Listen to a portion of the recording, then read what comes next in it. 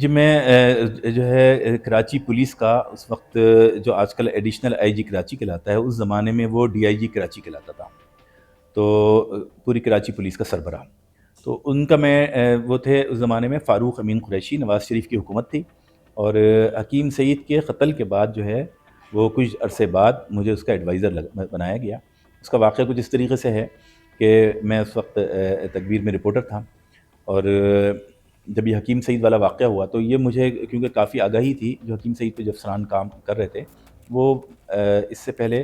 کچھ ملزمان پہ کام کرتے تھے، اور حکیم سعید کا بھی قتل نہیں بھی ہوا تھا۔ لیکن جب حکیم سعید کا قتل ہو گیا تو اس میں انہوں نے اس بندے کو منڈ دیا جو انہوں نے پہلے سے اٹھایا ہوا تھا۔ تو جب یہ واقعہ ہوا تو فاروق امین قریشی جو ہے وہ اس وقت ایس ایس پی سینٹرل تھے، اور کیونکہ یہ اور نواز شریف جو ہیں وہ یہاں پر ایک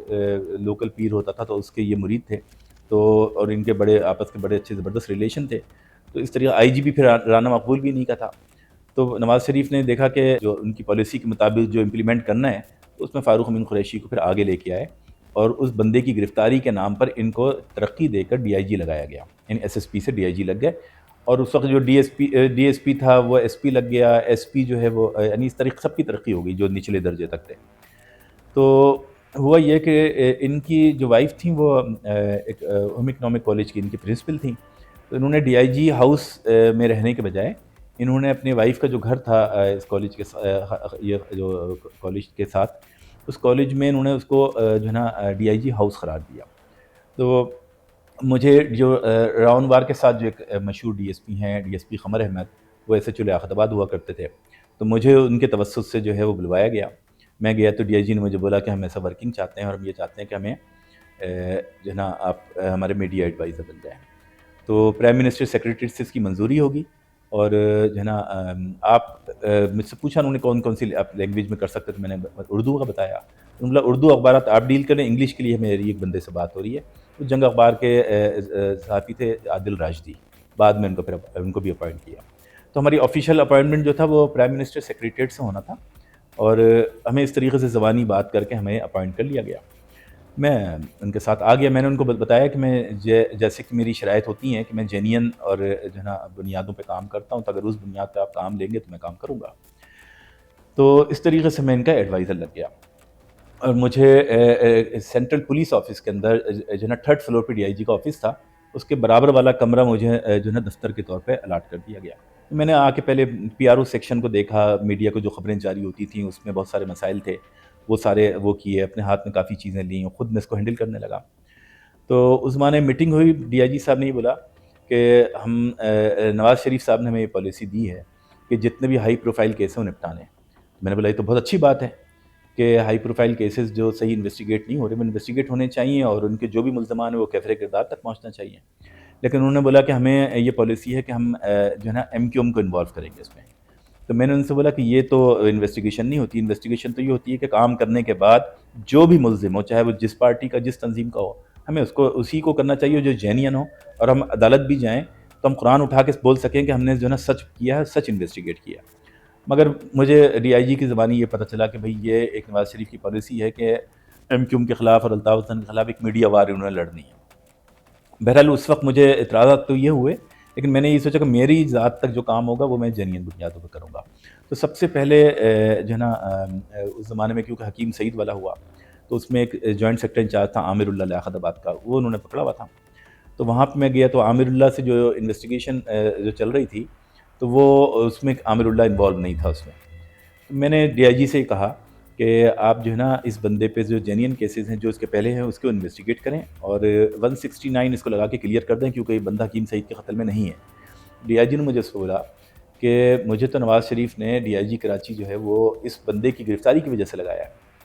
اب اگر میں اس کو 169 لگاتا ہوں تو پورا کیس ہی وہ میرا مقصد ہے کہ میری سیٹ کا کیا جواز ہوگا۔ میں نے بولا مجھے تو یہ نہیں بات نہیں پتہ ہے،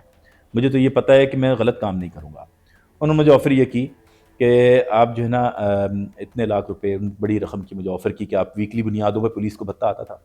تو وہ آپ کو مل جایا کرے گا، آپ اتنا لے لیں، تقریباً یہ سمجھیں کہ کوئی 32 لاکھ مہینے کے بنتے تھے وہ۔ تو انہوں نے بولا کہ یہ آپ لے لیں اور خاموش بیٹھ جائیں۔ یعنی جیسا ہم کہتے ہیں ویسے کریں. تو میں نے ان سے بولا کہ میں کسی کے قتل پر اور یا کسی ان ہائی پروفائل کیسز پہ آپ سے کوئی سمجھوتا نہیں کروں گا. میں تو ایک معمولی بات پہ بھی کوئی پیمنٹ نہیں لے سکتا, تو میں یہ کام کرنے پہ تیار نہیں ہوں. تو یہ ہمارے درمیان جو ہے نا ابتدائی عرصے میں ہی پولیس کے ساتھ میری ناراضگیاں شروع ہو گئیں. تو مزید بھی پھر ایسے واقعات ہوئے. مزید واقعات کیسے ہوئے کہ یہ کیس تو پولیس نے برباد کیا ہی حکیم سعید والا, لیکن اس کے ساتھ ساتھ انہوں نے یہ کیا کہ اور جو ہائی پروفائل کیس تھے, تو شاہد حامد والے کیس میں انویسٹیگیشن غلط ہوئی, صرف ایک بندے کو رگڑا گیا, باقی سارے نکال دیے گئے. جو جن کے نام آ رہے تھے, فاروق ستار کے نام آ رہے تھے, نسرین جلیل کے نام آ رہے تھے, وہ نکالے گئے اور صرف ان کو کوئی انویسٹیگیٹ نہیں کیا گیا اس میں. ایک تو یہ ہوا. دوسرا یہ ہوا کہ ایک بہت ہی امپورٹنٹ کیس تھے کچھ امریکنس مفادات سے متعلق. یعنی واقعہ تھا کہ امریکہ کے کچھ ایسے مفادات تھے جن کو ہٹ کیا گیا تھا کراچی میں, اور امریکنس بہت انٹرسٹڈ تھے کہ اس کی انویسٹیگیشن ہونی چاہیے.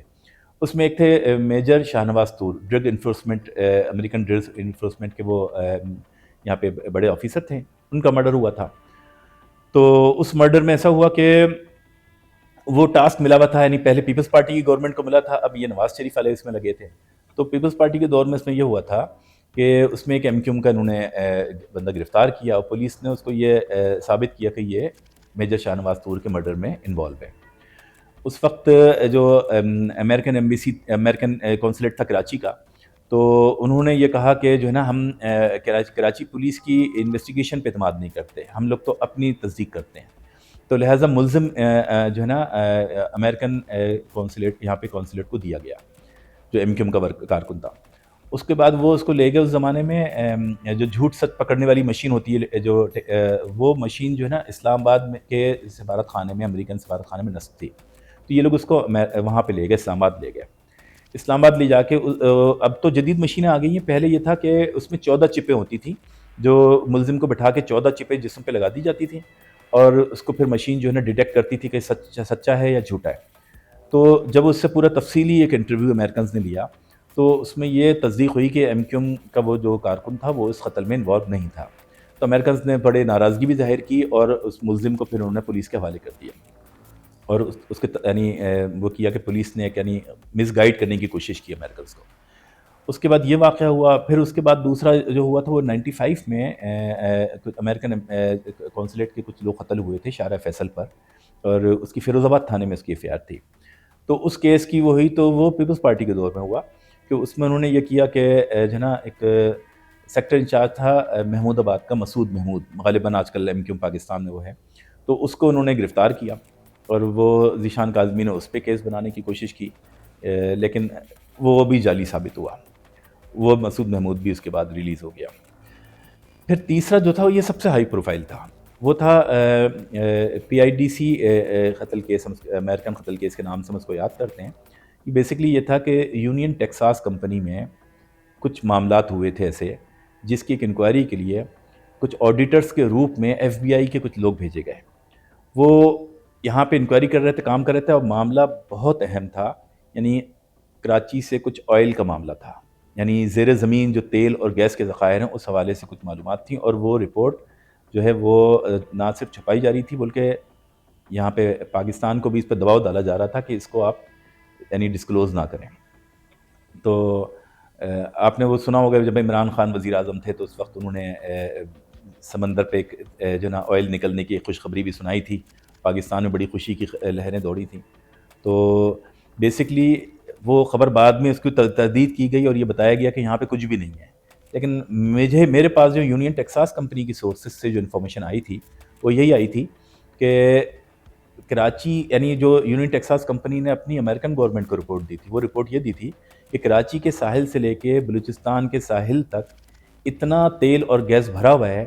کہ اگر یہ سارا ہم نکالنے پہ آ جائیں تو پورے پاکستان میں آپ کو کوئی بندہ بھکاری نہیں ملے گا, خیرات نہیں ملے گی, حتیٰ کہ اگر پاکستان سے جو زکوٰۃ نکلے گی پاکستان میں کوئی زکوٰۃ لینے والا نہیں رہے گا. اتنی بڑی دولت تھی. تو اب اس معاملے کو چھپانا تھا, اور جو ہے نا یہ تیل نکالنا نہیں ہے, یا آنے والے وقتوں میں جو بڑی قوتیں اس سے استفادہ کریں گی وہ اس کا گیم تھا. تو میری نالج میں کیونکہ یونین ٹیکساس کی بھی سورسز تھیں اور مجھے یہ اطلاع بھی تھی کہ یہ ایف بی آئی کے لوگ ہیں, ان کا مرڈر ہو گیا. جب یہ مرڈر 97 میں ہی مرڈر ہوا, تو اس میں بہت ساری امپورٹنٹ بات تھی جو انہوں نے تصدیق نہیں کی تھی، پولیس نے یعنی اس پہ ورکنگ نہیں کی. البتہ بہت زبردست جو کام کے پولیس افسران تھے ان کے ساتھ میری کوارڈینیشن تھی. کچھ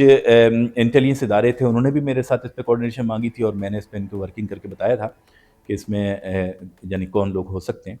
تو آپ دیکھیں کہ جو امریکنز مرے تھے ان کو گولیوں سے مارنے کے بعد ان کے جسم پر سنگینیں ماری گئی تھی. یعنی جو قاتل حملہ آور تھے، حملہ آوروں کی رائفلوں میں سنگین لگی ہوئی تھی. تو یہاں جب چیز ہوئی تو میں نے اس سے ایک نتیجہ خاص کیا کہ جو قاتل تھے وہ امریکنز کو صرف ٹارگٹ پہ مارنے نہیں آئے تھے، بلکہ وہ ان امریکن سے شدید نفرت کرتے تھے. تو یہاں سے کلو مل گیا ہم کو، اور میں نے ورکنگ کی اور میں نے سب کھوج کر لیا. تو مجھے ساری انفارمیشن تھی، میں نے ڈی آئی جی سے ساری انفارمیشن تو ڈی آئی جی کو نہیں دی، لیکن ڈی آئی جی سے میں نے بولا کہ اگر اس کیس پہ ورکنگ کرنی ہے تو میں آپ کو بہت سارے کلوز بھی دے سکتا ہوں، سورسز بھی دے سکتا ہوں ورکنگ کے لیے. لیکن ڈی آئی جی صاحب نے اس میں طے کیا تھا کہ اس میں ہمیں تو ایم کیو ایم کو ڈالنا ہے. تو اس میں چودھری اسلم کی ڈیوٹی لگائی گئی. تو ایک سلیم گنجا ایک ایم کیو ایم کا بلدیہ ٹاؤن کا جو ہے نا وانٹڈ تھا، تو اس کی گرفتاری عمل میں لائی گئی. اس کی گرفتاری بھی ایسے ہوئی کہ چودھری اسلم صاحب نے، یہ نواز شریف کی گورنمنٹ کے اندر بتا رہا ہوں آپ کو گیم ہو رہا ہے، چودھری اسلم صاحب نے یہ کیا کہ یہ جو مختلف کرمنلز ہوتے ہیں نا، آرگنائز کرمنل، یہ پولیس کے لیے بھی بہت سارے لوگ کام کرتے ہیں. تو یہاں پر ایک شراب سپلائی کرنے والے نے چودھری اسلم کو اطلاع دی کہ کچھ مشکوک لوگ ایک مکان میں پی آئی بی کے اندر آ کے ٹھہرے ہیں، اور جو ہے نا شراب، ان کو میں شراب بھی سپلائی کر رہا ہوں.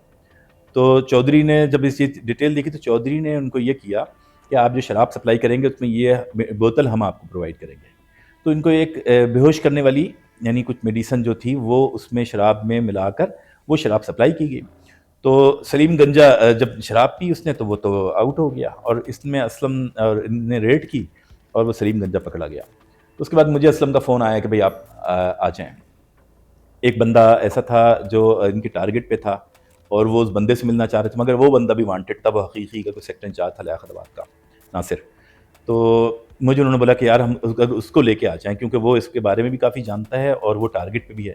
میں نے بولا وہ تو وانٹڈ ہے، میں اس کو لے کے آؤں گا تو مسائل ہوں گے، لیکن انہیں اسلم نے گارنٹی لی کہ میں ذمہ دار ہوں. اس طریقے سے میں وہاں چلا گیا.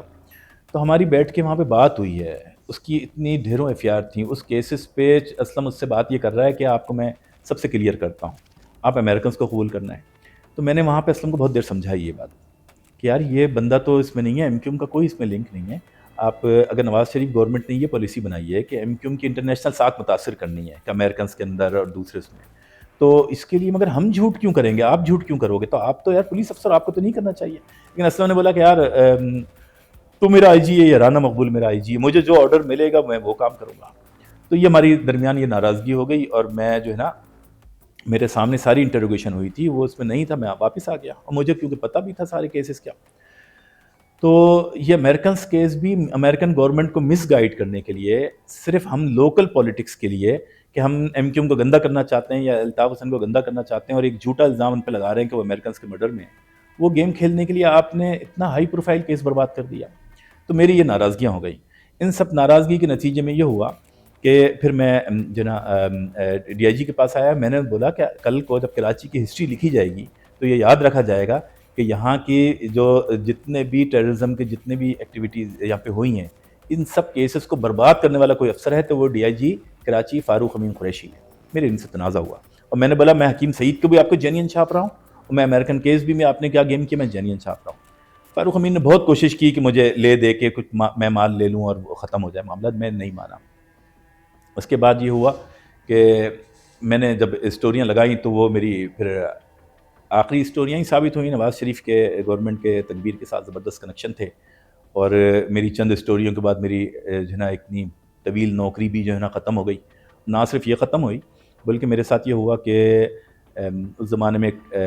فاروق امین نے پھر ایک میٹنگ کی، خفیہ میٹنگ تھی پولیس کی. اس میں خمر بھی ڈی ایس پی خمر بھی تھے اور چودھری اسلم بھی تھے اور بھی چند گنے چنے پولیس افسران تھے جو کارروائیوں میں اور چیزوں میں ایکسپرٹ تھے. تو فاروق امین نے پھر اس میں میٹنگ کر کے ان کو یہ کہا کہ آپ میں سے کون ہے جو مبشر فاروق ہمارے لیے بڑی مصیبت بنا ہوا ہے تو اس کو رستے سے ہٹا دیں. تو کوئی بھی کچھ نہیں بولا، سب خاموش رہے. میرا کیونکہ انفارمر بیٹھا تھا تو میرے پاس ساری باتیں چیزیں بعد میں آئی ہیں. تو اس وقت میں ایک بڑی آپ کو تعریف کروں گا کہ راؤنوار کے ساتھ ایک پولیس افسر ہیں جو ابھی اس وقت بھی ڈی ایس پی خمر احمد، یعنی ان کے بڑے خاص کنیکشن والے ہیں. مگر قمر احمد نے اس وقت ڈی آئی جی سے یہ کہا کہ دیکھیں مبشر فاروق ایک جرنلسٹ ہیں اور ان کی طاقت یہ ہے کہ ہر تھانے کے اندر ہر پولیس کی جو بھی پولیس کے آفیسرز ہوں گے ان کا کوئی نہ کوئی انفارمر ہے، اور وہ پولیس کی نالج میں نہیں ہے کہ وہ لوگ کتنے لوگ ان کے لیے کام کرتے ہیں، مگر ان کے پاس کافی انفارمر ہیں، ان کے پاس ہر خبر پہنچتی ہے، تو وہ اس کا ٹیکنیک ہے، وہ ہمارے اندر کی جو ہے نا خبریں نکالتا ہے اور چھاپتا ہے، تو آپ کو اگر اس کو شکست دینی ہے تو آپ اس کے انفارمر پکڑیں اور وہ ختم کریں۔ تو فاروق امین نے بولا کہ یار تم تو بزدل آدمی ہے نا، بڑا غصہ کیا اس پہ، وہ بزدل آدمی ہے تم بات نہیں کرو، تو اس نے دوبارہ یہ سوال کیا تو چودھری اسلم نے ہاتھ کھڑا کیا کہ سر میں حاضر ہوں۔ تو اس وقت یہ پروگرام بنا کہ جو Haider Baig S H O Surjani تھا، انہوں نے دو کوئی ایم کے بندے اٹھائے ہوئے تھے،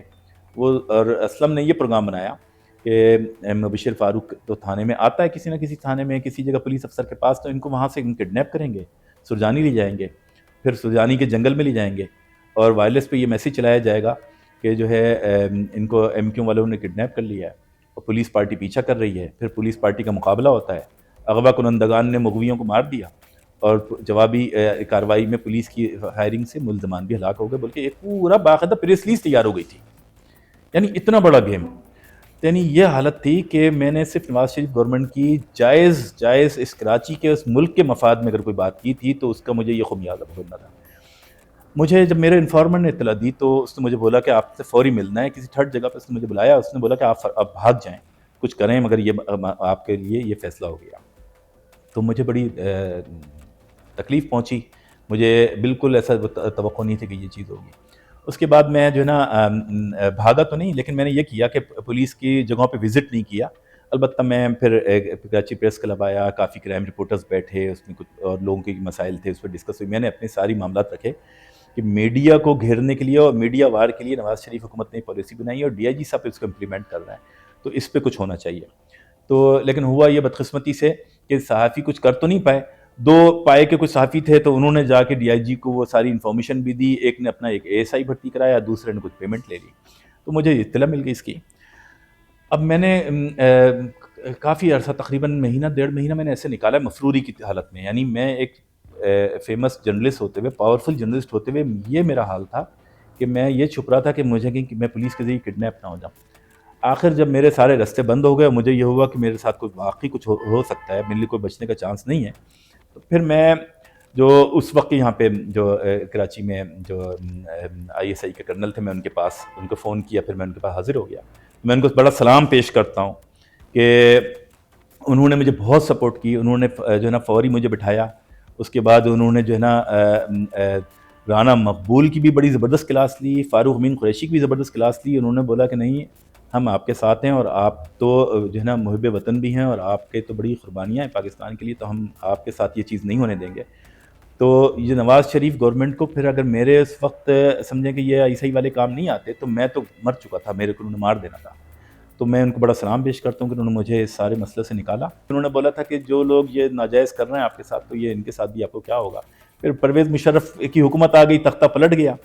تو اس دن مجھے وہی افسر کا پھر فون آیا، میں چلا گیا تو انہوں نے بولا کہ آپ کو میں لے چلوں آئی جی اور ڈی آئی جی کے پاس۔ میں نے بولا وہ کہاں ہیں؟ تو انہوں نے بولا کہ وہ باوردی درست مرغہ بنے ہوئے ہیں، رانا مقبول بھی اور فاروق امین قریشی بھی۔ تو یہ حال تھا، تو اللہ تعالیٰ نے یہ رکھا کہ سچائی کی وجہ سے جس سچائی پہ میں کاربن تھا، اس سچائی کی وجہ سے مجھے عزت بخشی اور ان بااثر اور طاقتور لوگوں کو